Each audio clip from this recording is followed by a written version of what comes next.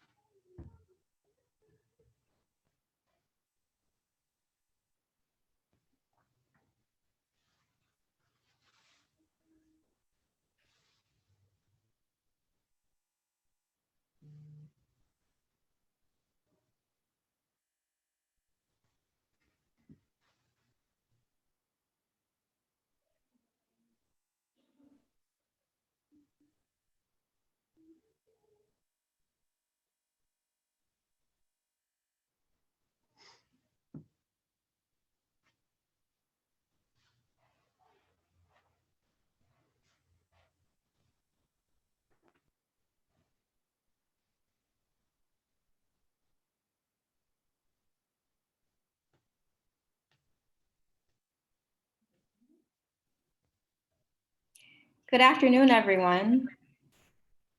Thank you so much for joining us today for this roundtable on researching local Black history, hosted by the Digital Humanities Institute here at UNF. I would like to thank Dr. Laura Heffernan, Associate Professor of English and the Director of the Digital Humanities Institute, for inviting me to moderate this discussion today. This event, as you can see on the screen, is part of a year-long program called the Justice Sessions, a speaker series on race, social justice, and the topic of today's conversation, local history. The topic of researching local Black history is very timely, given the origins of Black History Month. As some of you may know, Black History Month actually started as Negro History Week in 1926 by the historian and journalist Carter G. Woodson. It would not officially transform into a months-long celebration until 1976. Yet what is important is that the month we are celebrating right now originated from efforts to make space for the production and dissemination of Black history and culture, which we can trace all the way back to the 19th century, to Emancipation Day celebrations, during which newly freed African Americans used public space to not only protest injustice and build community, but also educate others about the Black past. It also came out of efforts of scholars like W.E.B. Du Bois, who in 1899 published The Philadelphia Negro on everyday Black life in Philadelphia. Of efforts by Carter G. Woodson and others who established the Association for the Study of Negro Life and History in 1915, and its accompanying publication, the Journal of Negro History in 1916.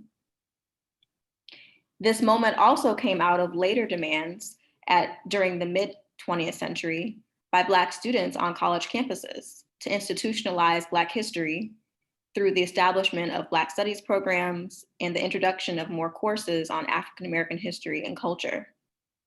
And so this is just some of the legacy of Black History Month, right? Which we are celebrating this month, and unfortunately nearing the end of that celebration. And so given this genealogy of Black scholarship and activism, our conversation today is especially significant. So we have 4 panelists with us today who will be sharing their involvement and insight in researching local Black history. We have Kimberlyn Elliott, Assistant Director of the Lincolnville Museum and Cultural Center in St. Augustine, Florida. We have Mitch Hemman, Senior Archivist at the Jacksonville Historical Society. We have Dr. Yolanda Rivers, who is a pharmacist and also the chair of the Black Heritage Committee, coming out of the Okefenokee Heritage Center in Waycross, Georgia. And finally, Mr. Willie Character, also a member of the Black Heritage Committee and on the board of directors at the Okefenokee Heritage Center. And so it is my pleasure and it is an honor to have our 4 panelists with us today. So to get the conversation going, I'd like to first start off with a conversation about how exactly do we research local Black history, right? What are some best practices that you all use? And perhaps you can also take this moment as an opportunity to talk a little bit about some of the projects that you're working on and how you're currently performing local history.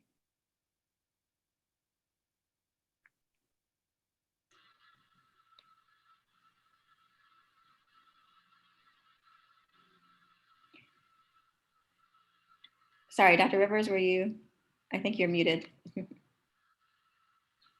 It was great. It was profound. I started out profoundly. I'll start here in Waycross. We started doing, there has always been different entities in our community that have done exactly what you said, trying to get Black history recorded and known here in the community. Mr. Carter has been part of that research in Waycross for numerous years, but here recently, a lot of what we're doing is taking oral histories, trying to canvass the community and find out those citizens that are still here that may have any type of documentation available, researching our local newspapers. And unfortunately, a lot of times when the major history was discussed in our area, it left out the Black communities. So a lot of things that we find about so many areas is not recorded when it came to the Black communities, or it's not kept, it's not archived. So a lot of what we're doing now is still trying to go through what is available and make it known. Listening, sharing the stories that we've heard through the year, and just trying to just find all the information we can and get it from those closets and chests and grandmother's Bible and all the great places that house a lot have had stored. So that here in Waycross. Right, that the importance of thinking about the previous forms of erasure, right, is sort of at the heart of the Red Hill Cemetery Project. Mm-hmm. and how Black history, right, local Black history has literally been carved into the physical landscape of Waycross. I think is important, and goes back to that genealogy that I mentioned before of Black folk using public space to project certain alternative narratives, right? Narratives that were in, that were counter narratives, counter to more violent narratives of sort of lost cause myth, more violent narratives of a sort of white-centered history. Yes. I'll jump in here. Looking at this question maybe from the perspective of, say, like a high school student, something that I kind of encountered was not really a good understanding of knowledge of kind of where I came from when it comes to my community when I was growing up in high school. So I grew up in Gainesville. And once I went to college at FAMU, we were studying integration in one of my civil rights classes. And so my professor was talking about how there's this legacy of these private schools who spring up right when integration happens. And so white students still don't have to go to school with Black students. And so I was writing a research paper on my former middle school, which was once the Black high school in Gainesville. And just like finding a starting point is really important. So like that school was a starting point for me because it was a place of community, a place that I understood, and a place I had inhabited for 2 years. But if you don't have something like that, think about topics that you like, anything from sports to medicine to business, like there's going to be a connection somewhere. So if you're starting like at the very beginning, I would say do a literature review, see the time period that you want to look at, and start, even if you have to start at the most broadest point to see what's happening like nationally, that'll give you a good framework to kind of narrow in. So start talking to people in your community, start looking maybe at your local historical society, which I'm sure Mitch can talk about, but there are so many kind of inventive ways you can find the information that you want to find, but those kind of standards are always a good place to start, in my estimation. Right, to really start broad and then zoom into a specific research topic. And I liked how you mentioned this relationship between the local and the national, right? Start off with what's happening at the level of the nation, and then think about, okay, how is that unfolding on the ground in whatever community that you're in? I like that approach. Definitely, because you'll find a lot of time that like you'll see local things that conform to the national narrative, and then you'll see things that surprise you. And you're like, if I didn't have this kind of backstory, I wouldn't even know kind of what comparison to make here. So that's always been fun for me, trying to see how is my locality different, and how are we kind of like everyone else too. Right.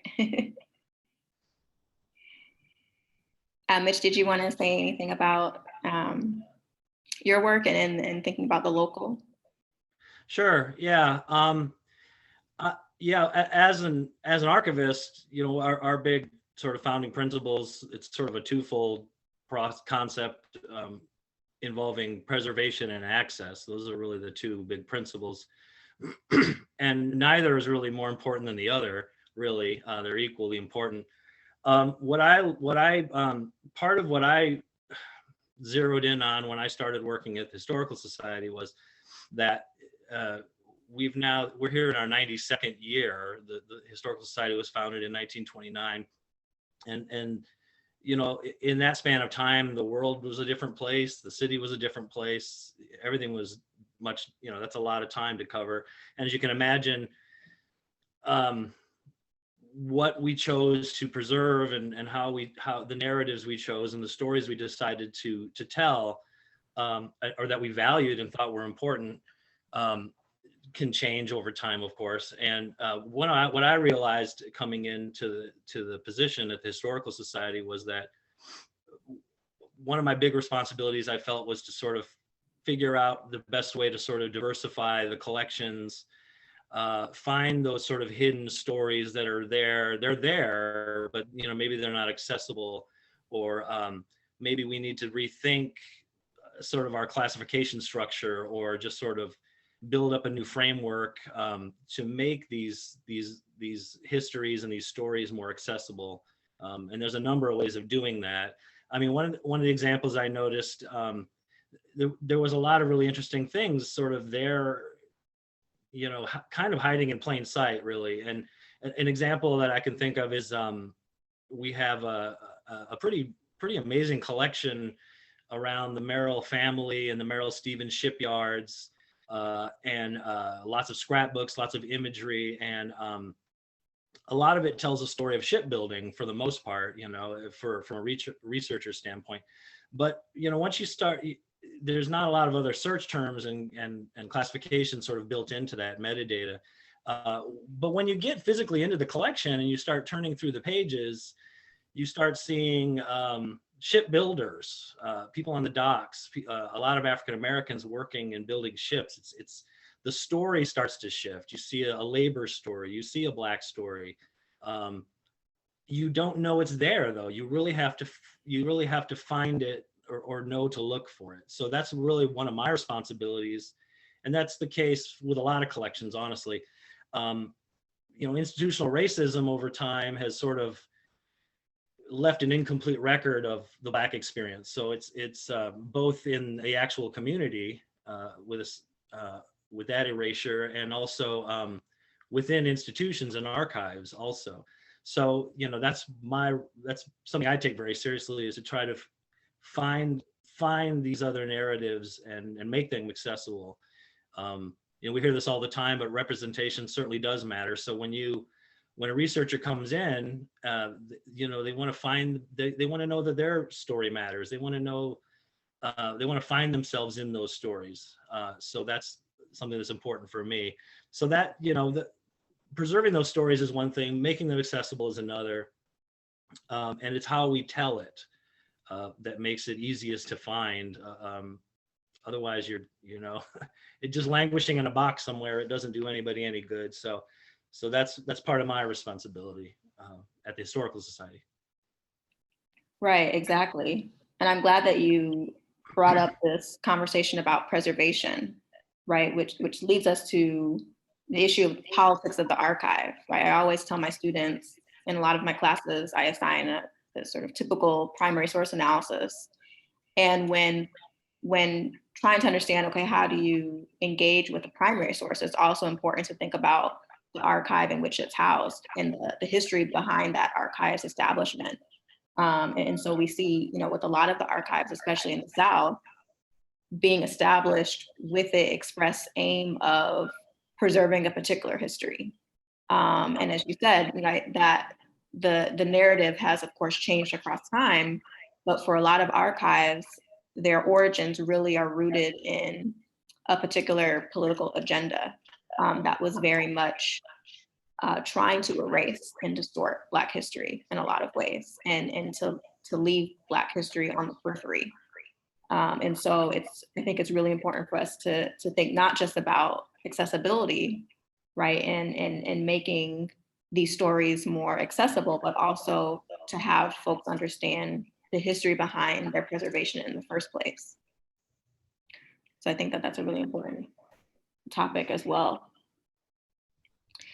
We also have with us Ms. Carla King, who is the executive director of the Okefenokee Heritage Center in Waycross. And feel free to join in as well, Ms. King. I know that the Okefenokee Center has also done this work of preserving local Black history as well. Well, I'm here listening, and you're probably going to hear my background sound from Mr. Character's computer. But he has done all the work. So I'm just, I know you're hearing that echo. Anyway, I'm here to listen and learn. But yes, the Heritage Center does feel that's very important. Great. Mr. Character, would you like to tell us a little bit about your work? I know you've done so much research and have a personal investment in restoring the Red Hill Cemetery in Waycross. Oh, I believe you're muted. Oh, I think maybe I can unmute you.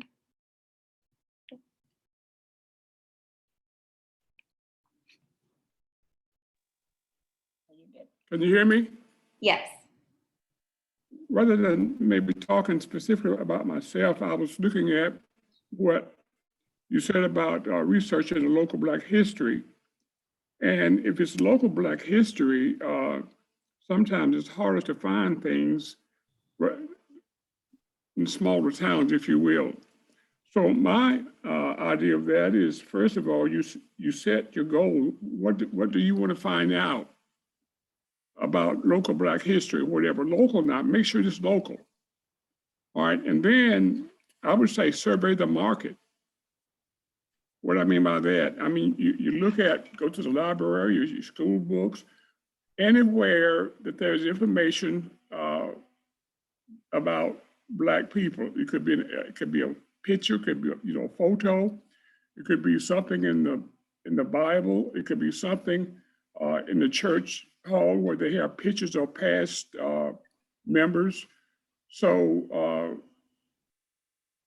that's what I would say. And I would also say is that keep available to you, on yourselves, a small camera, I guess that's easier today, wasn't too long ago, or a tape recorder.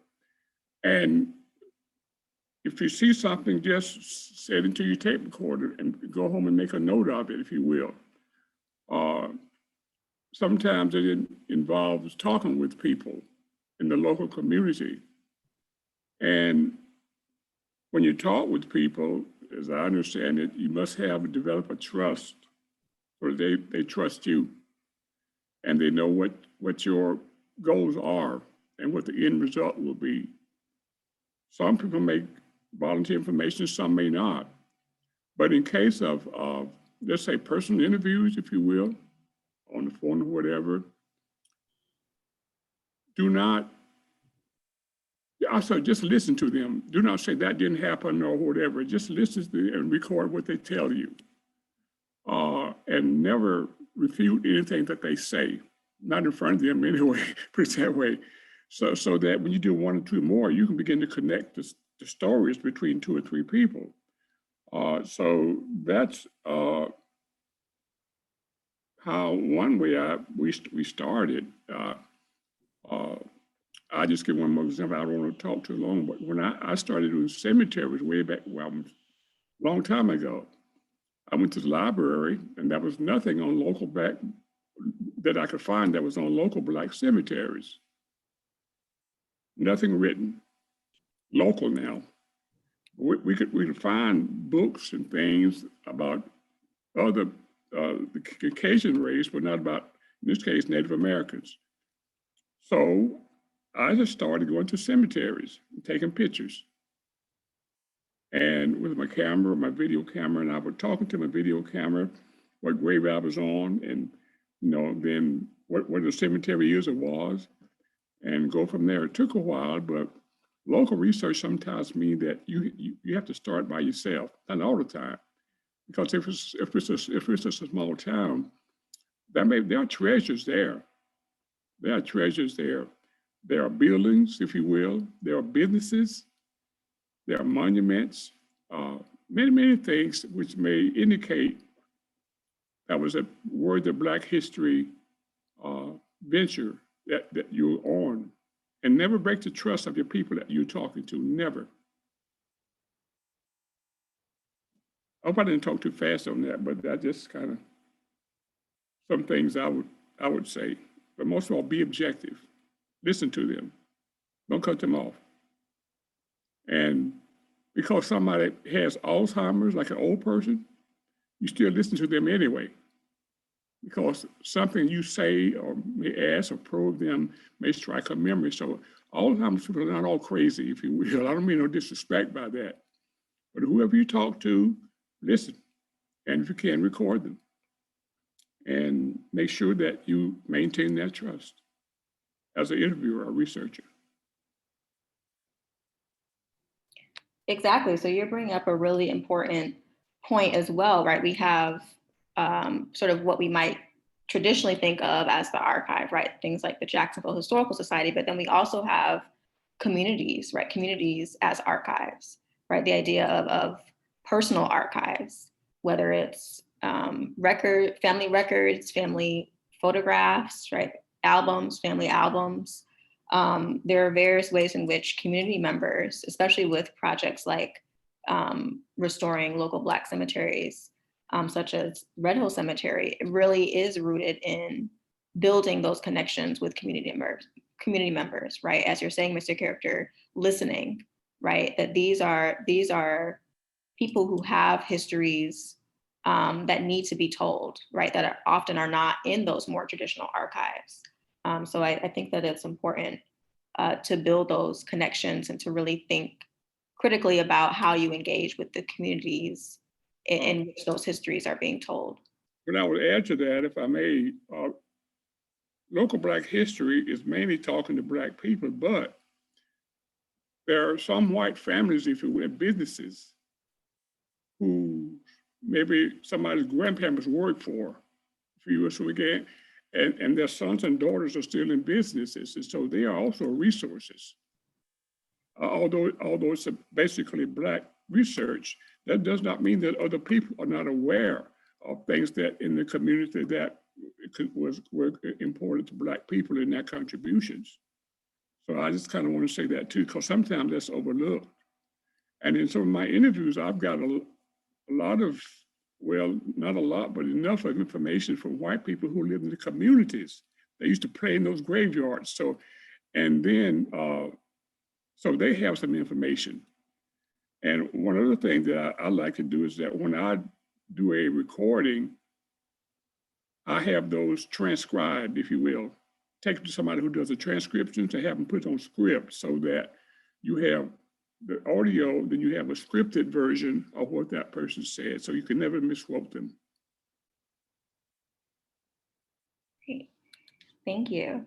So I'd like to move on to a discussion of some of the obstacles that you all have faced in performing this research, especially now that we're in the middle of a pandemic. right? Are there ways in which the pandemic has created new obstacles? What are some of those barriers that you all have faced? I would say one of the barriers is always like geographically where things are located. With the onset of digitalization, there we go. So many things are much more available now than they were before. But not having that option to like physically travel like to the state and like the state archives if you're looking for some things here in Florida, that's kind of unfortunate. Right, just the logistical barriers, right, of not being able to travel, of archives being closed or limited access to archives right now, in the absence of digitized material, right? I think that this moment has created more efforts to digitize and make accessible materials. But I think there are some documents, right, that just are unable to be digitized. And so those, unfortunately, are not accessible at this moment because of travel restrictions. Are there other barriers that you all have faced? Doesn't matter who speaks. I'm sorry, go ahead.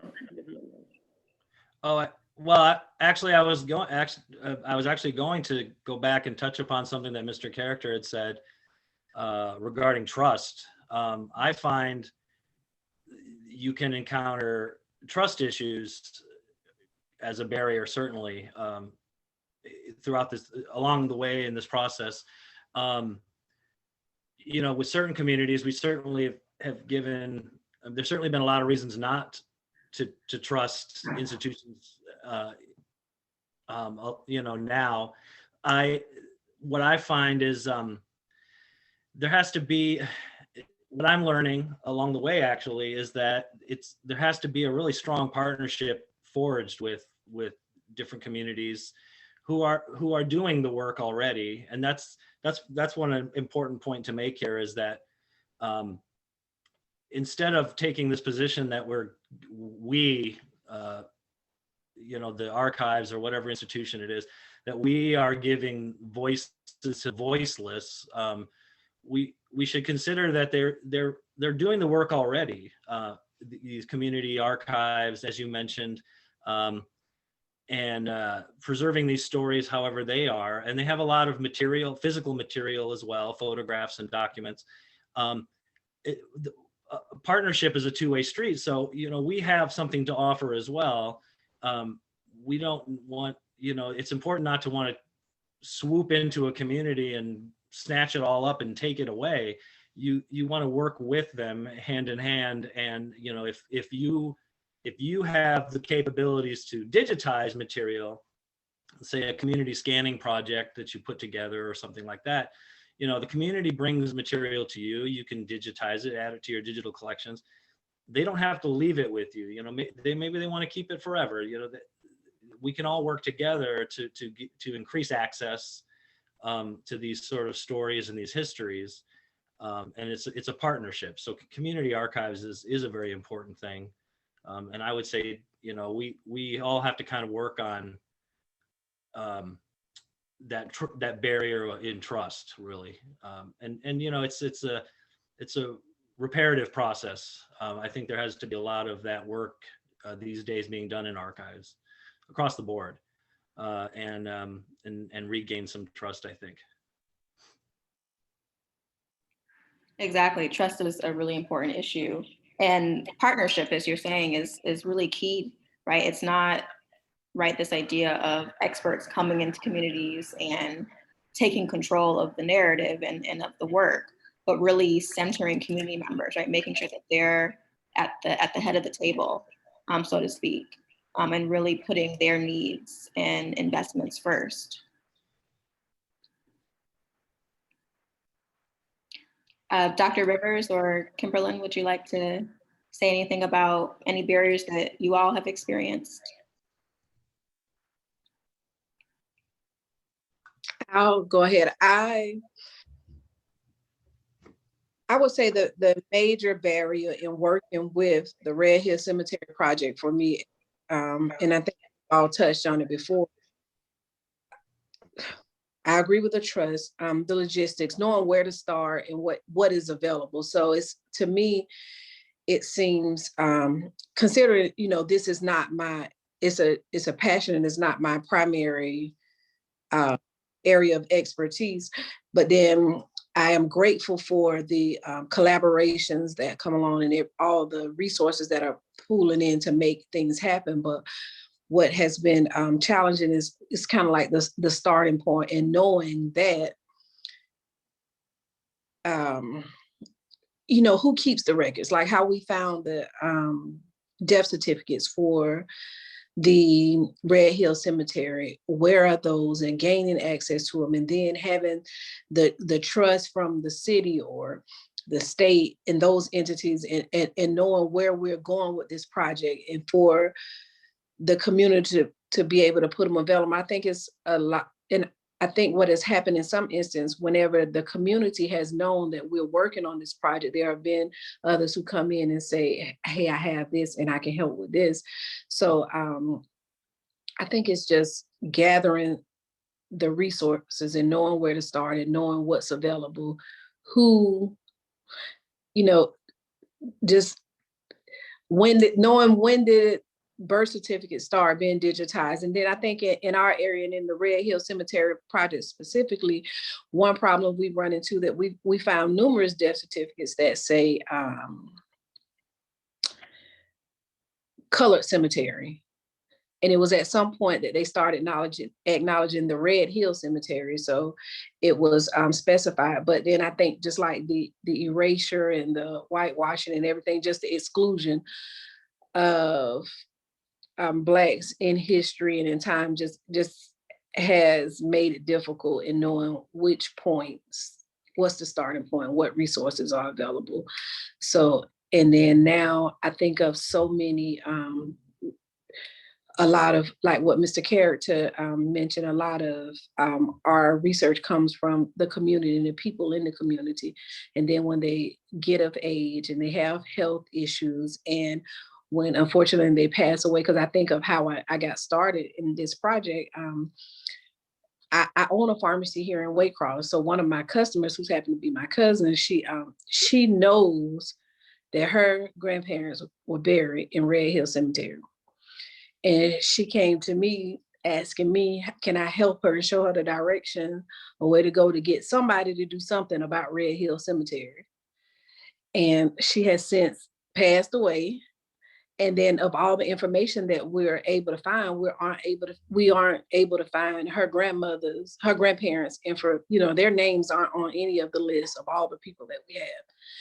So I just think, when she says she knows, for years, she went to put flowers on their graves. And then when the vandalism occurred, she couldn't find their grave anymore. So she know that it's there, but their names aren't on any of the things that we found. So it's just knowing where those resources are and making sure, like Mr. Carrot has mentioned, getting things recorded, getting the oral histories, just being able to pull everything together has been the major challenge I found in the work we're doing with the Red Hill Cemetery. And then so whenever you start with the history, you learn other things along the way, but being able to find those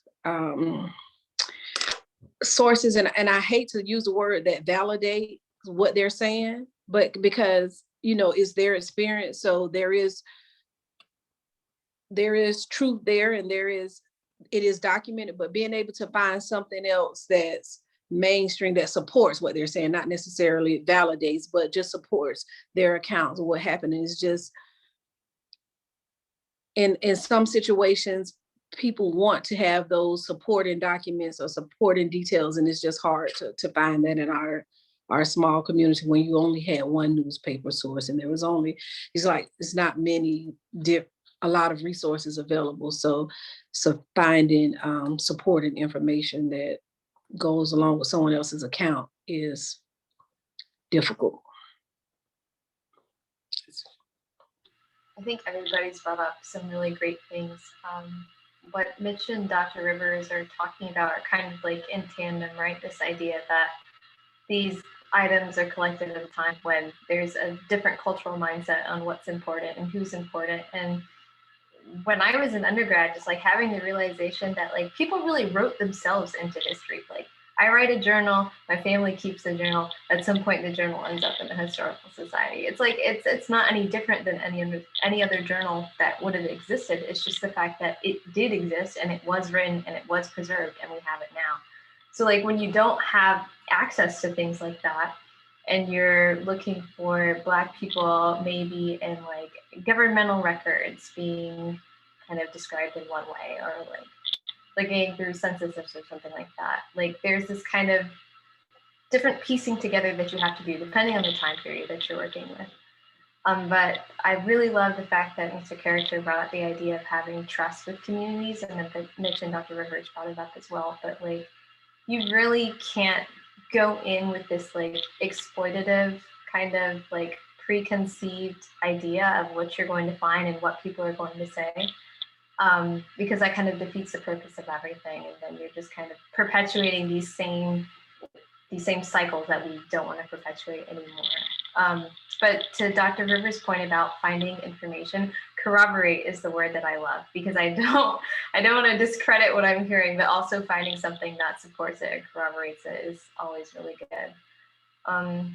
So yeah, I think just like specifically doing Black history in the archives, like if you're not in a Black archive where like these collections have been created with the intent like to be a resource for Black people or of a Black institution or something like that, it's really like a test in creativity. Oh, but the other thing I wanted to say is this is when a great archivist really helps, someone who really knows their collection. Kind of what Dr. Rivers was talking about. There have been times where I'm on something and a tangent comes up and the archivist knows when I'm researching. They're like, oh, well, have you seen this document? And what about this? And what about that?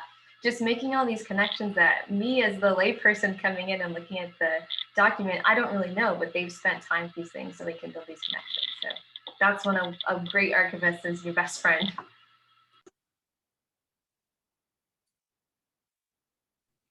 Exactly.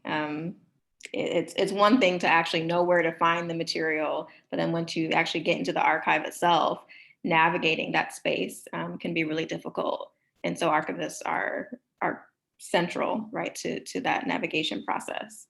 But then there's also, right, this kind of emotional labor that sometimes goes into engaging certain material, particularly, you know, difficult histories of racial violence, of other forms of state violence, right?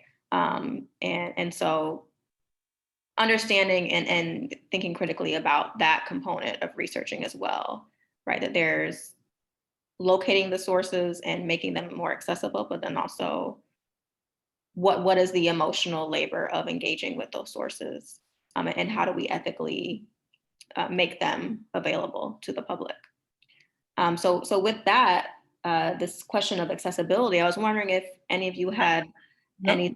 May I have 2 cents worth on that before you? Oh, yes. About obstacles, and one other thing here. If you're saying local history, sometimes, let me put it this way, sometimes I've had to go places other than let's say Waycross. And if I went to another community or so where a cemetery is, I would call the police department or somebody in that town to let them know I was there. Because a lot of times cemeteries are out in the boondocks. And anyone who sees a Black guy, you know, white community out there doing that, well, you got to have some support so somebody know who you are and why you're there. Now, that may seem crazy, but even today as a researcher in your own local community, I would say to you, if you're one person, do not go anywhere that seems unsafe by yourself. Contact somebody in the local community, chamber of commerce, the police department, somebody, so they know where you are and who you are. And that way, if they see you again, they will know who you are and what you're doing. Does that make sense? And the other thing is, whenever you find a fact and you know it's documented, well documented, stick to it and don't let anyone else change your mind. If you find the fact in your town that something was built in 1890 and the records show that something was built early in 1885, you stick to that and you stay with that. I've had people to ask me to water that down because it updated something else. It proved that something else not be accurate. So I'm just saying, in terms of fact, if you can know a fact to be true, do not change your mind if it's factual. If somebody challenges you, it's up to them to prove the fact and not you, if that makes sense. So you have to prove nothing once the fact is done. And that's what makes good documentation, that you've done the research. If there's something in there you're not certain about, I will not put it out until you're more certain about it. And if I could say one more thing here, I've probably talked too much. Do not go anywhere into a strange place by yourself. One more narrative here, I'll tell you this. I was supposed to go to where some Native Americans were buried. They were going to show me what's Native American. So I talked to one guy. This may seem crazy, but it still exists. He says, okay, meet me down here. Then we'll show you. Now, when I got back to the agreed time, there were 5 white guys there rather than 1. And we were supposed to go to a boondock area. So somewhere I changed my mind. I found a reason where I could not go. And you could imagine what that, I could have been wrong, but I didn't want to take a chance. I'm out here in the boondocks with 5 white guys. They might have been innocent, but I didn't want to take that chance. So if you feel uncomfortable going somewhere with anybody, don't go. As a researcher. I've talked too much, but thank you. All right. No, Mr. Character, you bring up a really important point, right? What is it? And that sort of leads to my final question. What does it mean to do this type of research, right? To research local Black history within this current racial climate, right? And some of what you're saying speaks to that, right? The danger sometimes in doing this work as a Black researcher, right? As a Black historian, whether it's, going to a cemetery in the middle of nowhere and there's a fear of attack, or if it's going into archives, like I mentioned before, and having to look at lynching photographs or photographs of Blackface, right? And what that does on an emotional level. So I was wondering if you all, to sort of conclude our discussion before I open it up for Q&A, if any of you would like to talk more about that, right? What does it mean to do this work right now, given the racial climate?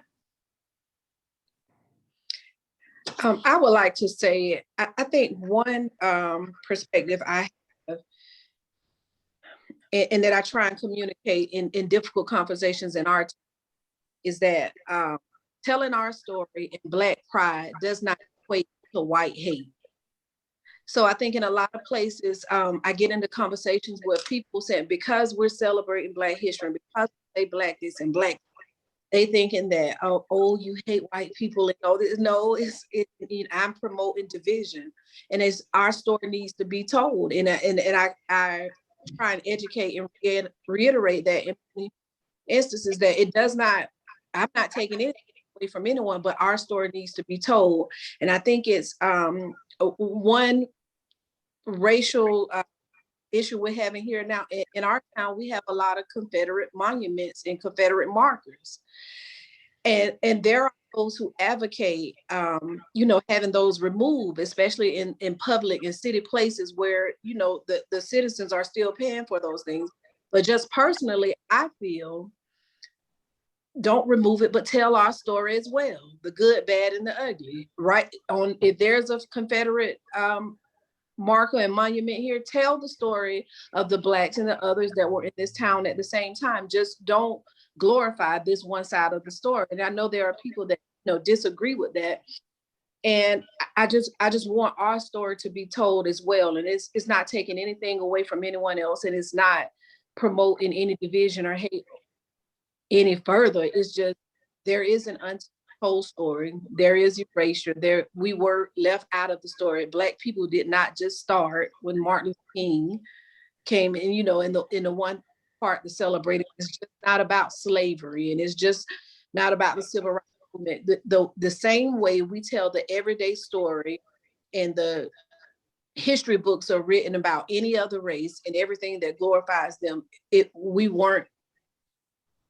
we didn't just appear out of anywhere. We're here from the beginning of time. So just tell the story as well. And that's kind of where I find myself educating and sharing the story, that our story needs to be as well. And it's not all doom and gloom, and it's not just one Black person that did well for themselves.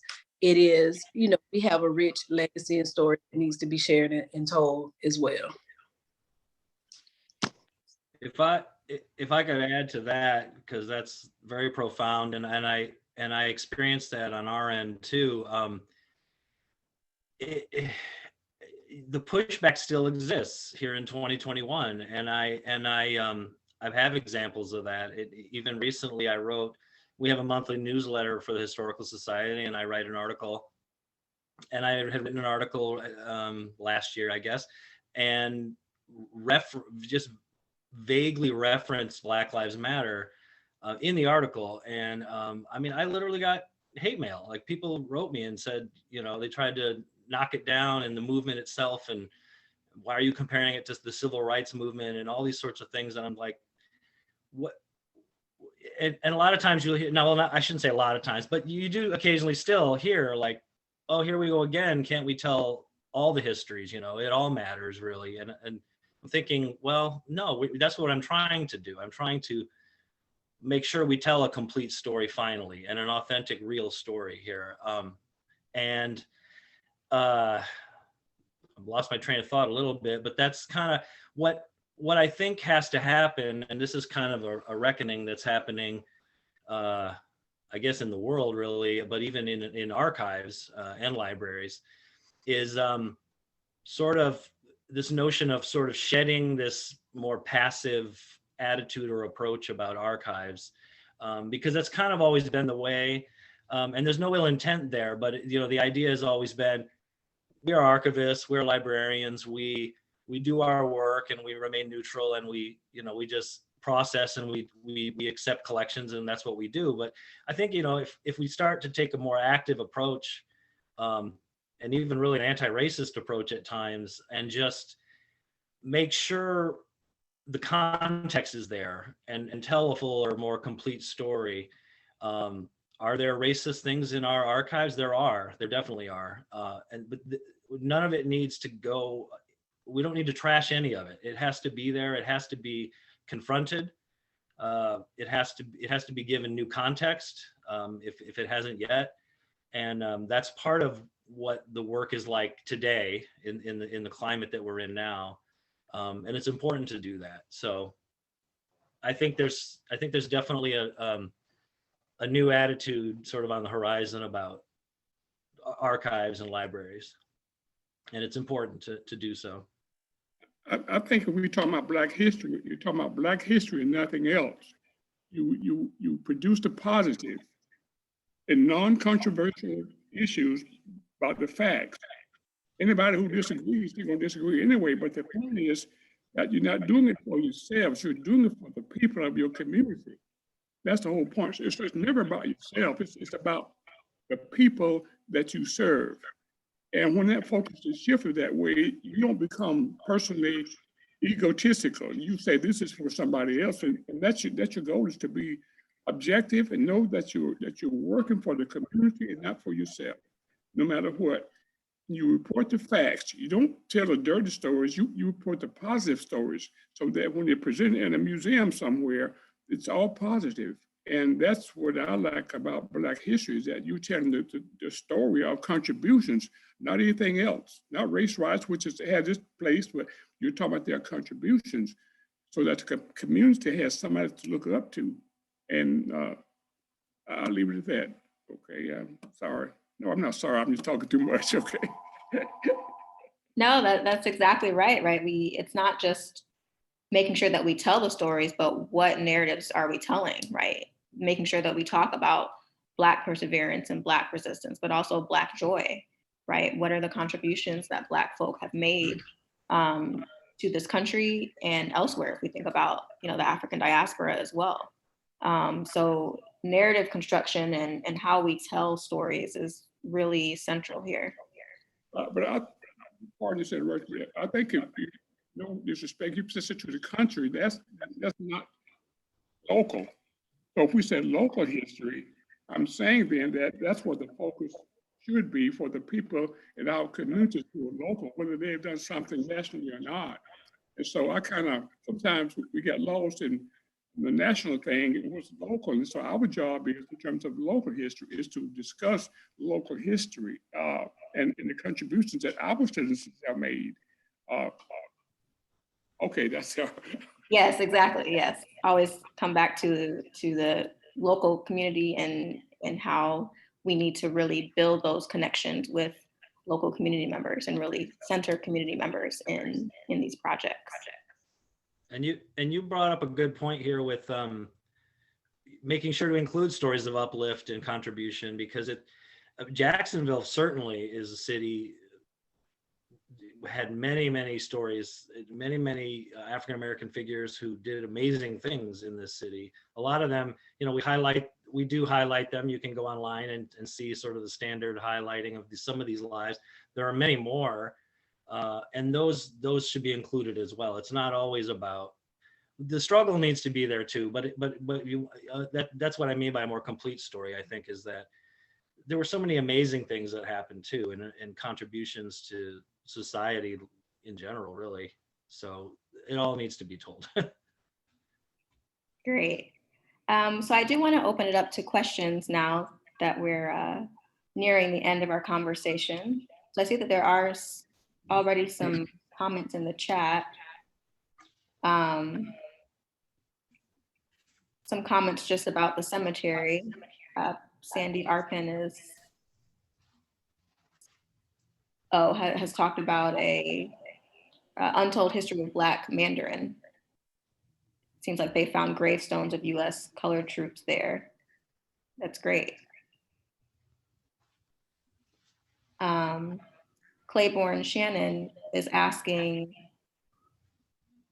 what is UNF doing to address this issue today? So I guess perhaps in response to that question, right, it's really about building those connections with community members. So thinking about the Red Hill Cemetery project, right, we have Dr. King and Mr. Character and, Dr. Rivers and Ms. King and Mr. Character here. And UNF, particularly the history department and other departments, has been working in collaboration under the Digital Humanities Institute in building those connections and collaborating on the Red Hill Cemetery project. I think that there are other ways that the DHI is also trying to build those connections with community members through other projects as well. So on the one hand, it's through research and through collaboration. And I think on the other hand, it's also through the activism of students on campus.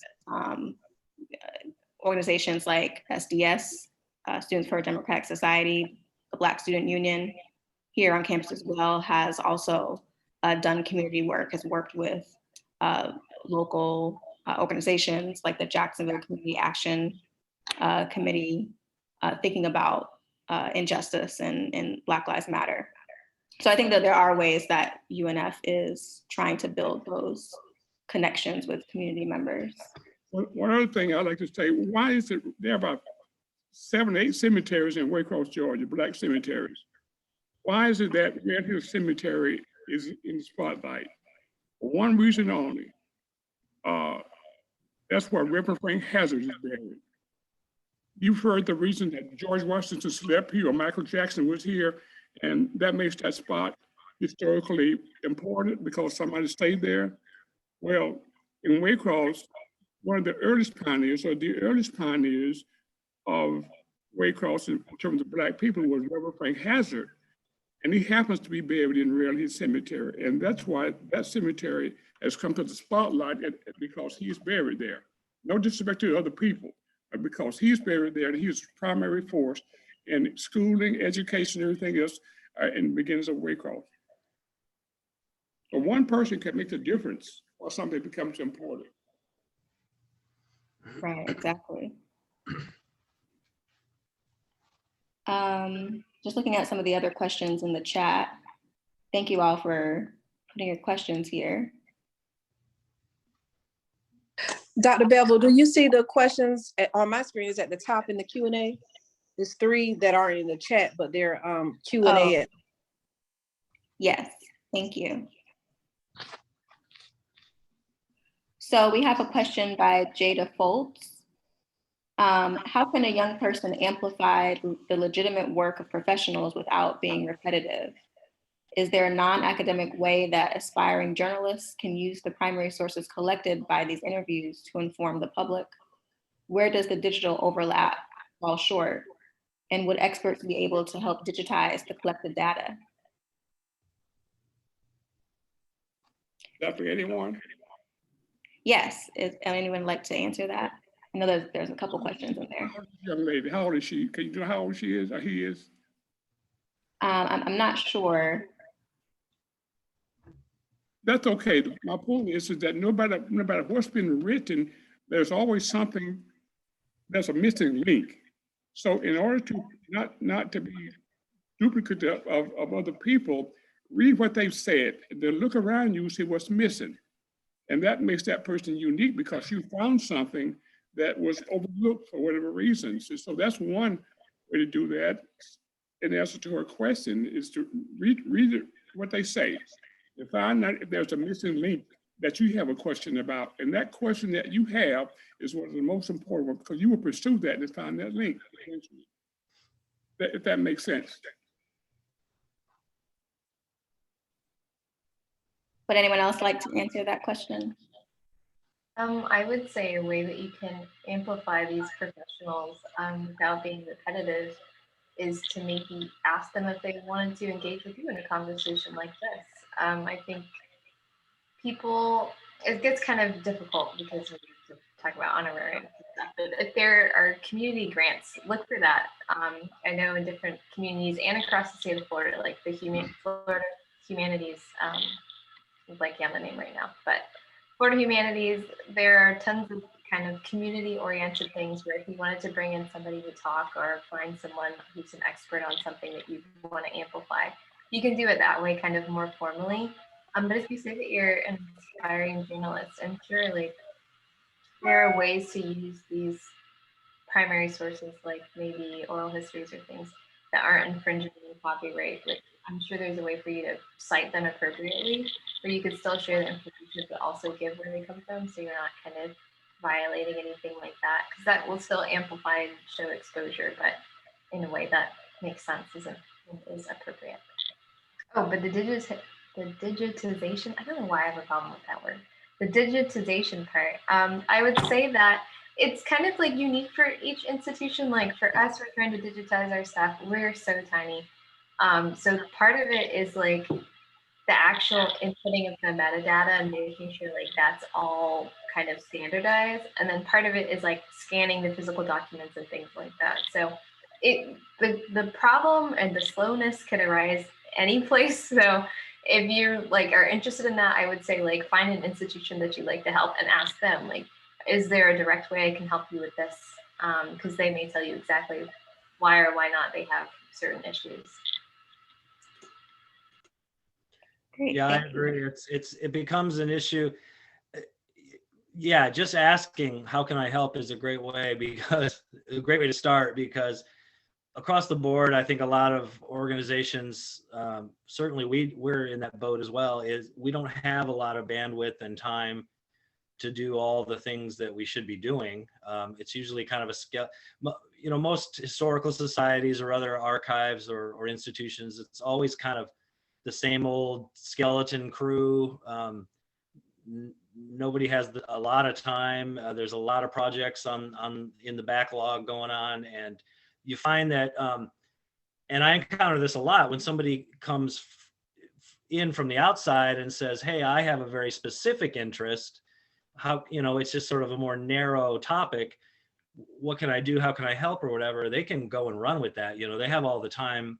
I presume they would have a lot more time to work on that, but And then through social media and other things like that, they can really heighten that story or add their own talents to what maybe we weren't able to do. So partnering together again is a great way of doing that, especially now. Social media has really made it so easy to, you go on Instagram, I follow like 1 million little history Instagram accounts where people just love putting up little photos, specialized types of histories. And, you know, they get that stuff from the archives. It's just that I wouldn't have that much time to work on these special little projects and see them all the way through. So partnerships like that are great. You certainly could help. I would say anything digital, you're doing research on, keep a hard copy for yourself. You have to write it down somewhere. Don't depend on digital to save all your records. You have to have something that you can put your hands on at any time. Once that was hi-fi, and there was one with analog. And these are all ways of having records and things like that. But my thing to you, any researcher, is that no matter what you put it on, save some records that you can see, that you can put your hands on. Because otherwise, when those digital things go to something else, then what happens to your information? You still have it. And be patient. Yeah, digitization has, there's a lot of pros, but there are certainly some cons, and you have to really stay on top of it in terms of migrating that data on a schedule. or you end up with a bunch of floppy disks and you don't know how to access them. I was saying that's going to be some new technology after digital. That's what I'm talking about. Oh yeah, it's constantly changing. How are you going to transfer that? But you have the information, no matter what technology takes place, you still have the information there to look at. Oh yeah. Great. I know we're running a little bit over, but just a couple of questions if folks want to stay for a few more minutes. There's one question about the archive in Black history. This is more of a question about theory. I think one theorist, perhaps, just to give a reference point here, might be Thea Hartman. She's a literary scholar, African-American literature, and she's written a wonderful book called Lose Your Mother, along with other texts that kind of think through archives and Blackness. But there are others as well. But that's one that I can think. I don't know if anyone else has any suggestions about theories related to the archive and Black history. Well, I would like to say this. Researchers don't deal in theories. They deal in facts. That's it. They deal in facts. Researchers do. Like we're doing, they deal in facts, not theories. Anyone else would like to? Ma'am?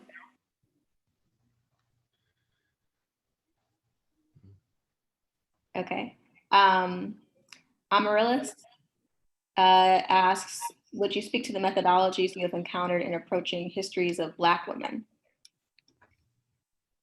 Would anyone like to speak specifically about histories of Black women and how you are engaging with those histories? Talk about something that I'm working on right now. So later this evening, we'll be having a talk on Reconstruction in San Augustine, and specifically how it kind of involved in the Lincolnville community's birth from this time period. And so we have this like wonderful city directory from 1885 that lists people, colored workers in San Augustine. And so going through the list, I noticed that every single person on this list is a man. Like there are no women who have been recorded. And so kind of looking at this time period, I've had to kind of be more creative. So one of the things that's really been helpful is looking at some of the pension records. There are widows who had to go through the same process after their husband died. And so from those records, you can get a lot of information on like where they lived, the type of work that they did, who their children were, and try and corroborate that with other sources. Like it's already hard enough finding Black people in the archives, and then you try and find Black women and they're even more hidden, but they're there. You may have to find something more roundabout, like the example I gave, but it's possible. Talking about local history now or just general history? Because I was thinking that when you said Black women, you think about Black women in your community, your area. I could be mistaken about that. No, Right. please speak to Black that. women who lived in the 1800s. So like, if their descendants don't live in the area, I can't physically ask somebody. So I'm relying more on documentation than like someone who lived maybe in the 20th century, or I could ask them, or a direct descendant, that type of thing. Is there from your area, since it's about local Black history? That's what I guess I'm kind of harping on, maybe unfairly. Is there a Black lady in your community or Black women in your community that deserves the same kind of attention through your same kind of research?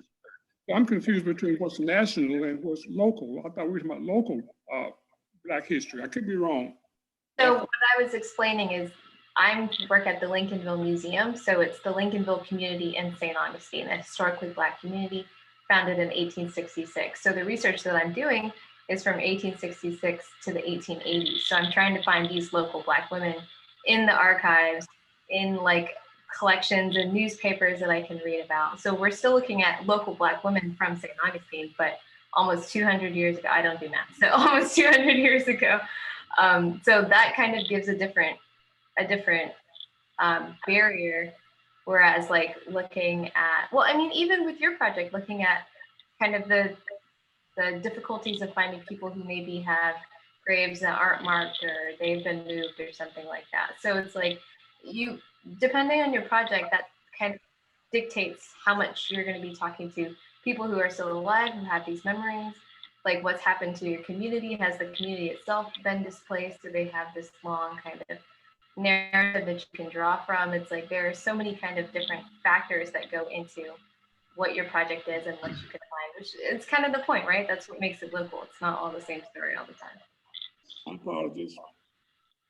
What I would add is certainly don't discount women when it comes to doing the research, or Black women in this case, because there's a thread in every direction, and a lot of times, you know, they're really the heart of the family, and there's a lot of documentation that you can find by following those threads. I say this because I was recently researching a fairly known jazz, more of a ragtime and jazz pianist here in Jacksonville in the 20s, mainly in the 1920s. And, you know, I was researching his life, and there's not a lot of documentation. There's very little information. I've never even seen a photograph of him. And then one day I just started following different leads, and I said, well, okay, so here's his mother. Let's follow his mother back. Let's see what's going on.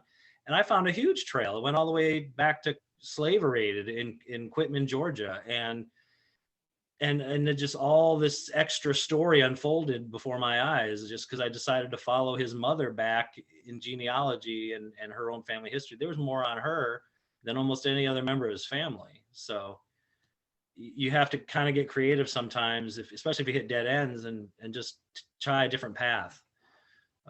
Yeah, there was a lot of information on her, so. Great, and here at UNF, there's been a years-long project on Eartha White. One of our undergraduate history majors, Lynn Hemingway, has been working on building online exhibits related to Eartha White, an African-American woman, philanthropist, community activist during the early 20th century. So that is one Black woman who here at UNF, we're really trying to recover her history. I know we are over time. There are 2 more questions in the chat, but I don't want to hold folks up.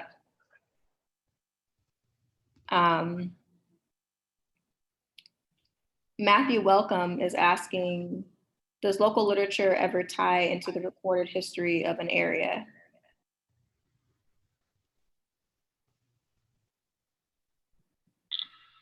Does anyone want to take that question? What's the question again, ma'am? Does local literature ever tie into the recorded history of an area? I guess they mean scholarship. Yes, ma'am. I don't mean to talk so much, but I'm a fan of sacred harp singing. And I wrote a book, if you will, about the history of sacred harp singing, because Hoboken, Georgia is a little small town, east of Waycross. And so I did that. I did a lot of research on it. There's still evidence. And so when I finished it, I got the Board of Education of that county to look at that book and review it, and then they adopted it. So the answer to the question is, if you have enough information on anything in your school system about Black people, write a book or narrative, anything, and see if it can be adopted by the National Board of Education. And that way they can present it to the curriculum on social studies, for example. That's what I'm saying. So that can be done.